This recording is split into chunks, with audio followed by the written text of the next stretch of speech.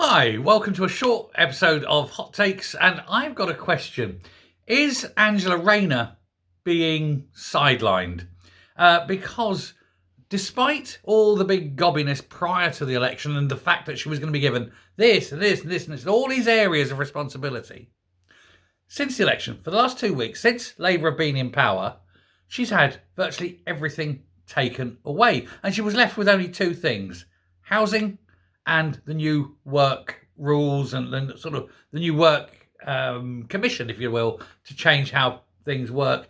Like, for example, she wanted to get rid of the gig economy. She wanted to get rid of bosses being able to contact you outside of work hours and all sorts of other weird and wonderful things that have slowly been sidelined, that have slowly been said, well, no, we need to have this, we need to have that. And so it's all been slightly, excuse me, reduced and weakened and watered down. And she's not very happy about it. But now it seems that Jonathan Reynolds has been handed her brief on this new working directive thing. So she's lost that. That only leaves her housing. And housing is doomed to fail. She's already thousands upon thousands of houses behind schedule for this year. She cannot catch up. It's impossible. She has been handed the biggest poison chalice.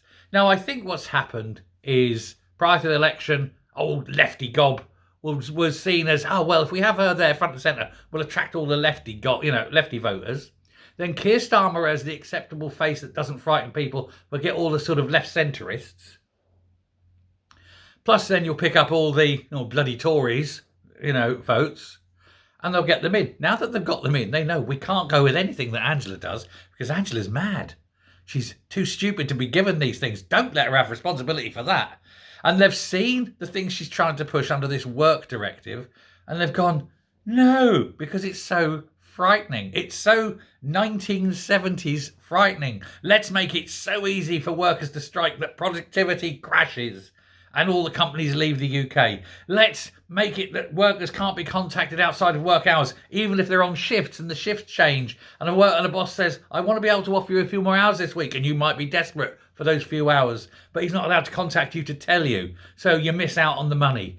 You see the problems with having blanket bans or sort of very wide-ranging things that don't tailor down to individual needs. And that's the trouble. They want total control. They're micromanaging again. Rather than letting businesses get on with running business, the socialists want to run all the businesses for them. That means the businesses will crash and burn.